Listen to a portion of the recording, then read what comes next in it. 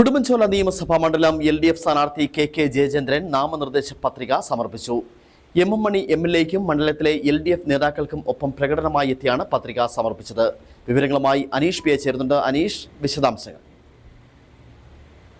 ഷിബിൻ, അല്പം മുമ്പാണ് LDFിന്റെ ഉടുമ്പൻചോലയിലെ സ്ഥാനാർത്ഥി കെ ജയചന്ദ്രൻ അദ്ദേഹത്തിന്റെ 4ാം ഊഴത്തിനായുള്ള നാമനിർദ്ദേശ പത്രിക സമർപ്പിച്ചത്.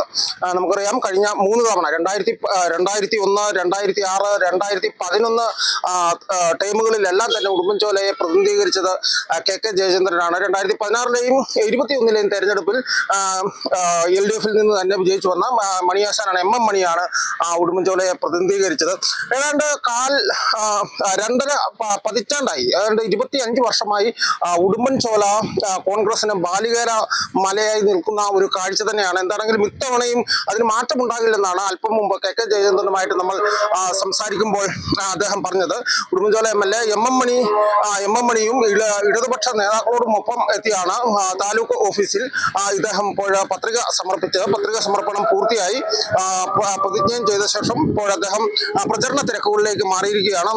നാളെ മുതൽ ഇപ്പോൾ ഏതാണ്ട് ആദ്യഘട്ട പ്രചരണ പ്രവർത്തനം പൂർത്തിയായെന്നാണ് അദ്ദേഹം പറഞ്ഞത്. എന്താണെങ്കിലും നാളെ മുതൽ 2ാം ഘട്ട പ്രചരണ പ്രവർത്തനങ്ങൾ ആരംഭിക്കുമെന്നും അദ്ദേഹം പറഞ്ഞു. തികഞ്ഞ വിജയപ്രതീക്ഷയിലാണ് കെ ജയചന്ദ്രൻ ഈ 4ാം അംഗത്തിനും ഇറങ്ങിയിട്ടുള്ളതെന്നാണ് നമ്മളുമായി സംസാരിച്ചപ്പോൾ നമുക്ക് മനസ്സിലാകുന്നത്. ഇതിനോടൊപ്പം തന്നെ മറ്റ് മുന്നണി സ്ഥാനാർത്ഥികളും അവരുടെ പ്രചരണം തുടർന്നുകൊണ്ടിരിക്കുകയാണ്.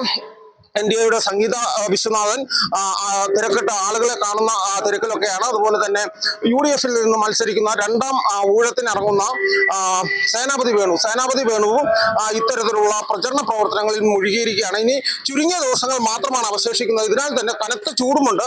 ഇതിനാൽ തന്നെ സ്ഥാനാർത്ഥികൾ പ്രചരണത്തിന് നെട്ടോട്ടം ഓടുകയാണ് തന്നെയാണെന്ന് വേണം പറയാൻ. രാവിലെ 5 മണിക്ക് മുതൽ തന്നെ ചില സ്ഥാനാർത്ഥികൾ പ്രചരണം ആരംഭിക്കുന്നുണ്ട്. അതുപോലെ തന്നെ രാത്രി ഏറെ വൈകിയൊക്കെയാണ് പ്രചരണ പ്രവർത്തനങ്ങൾ അവസാനിപ്പിക്കുന്നത്. എന്താണെങ്കിലും ഉടുമ്പൻചോല തെരഞ്ഞെടുപ്പ് തിരക്കിലേക്ക് കടന്നു കഴിഞ്ഞു. ഷിബിൻ.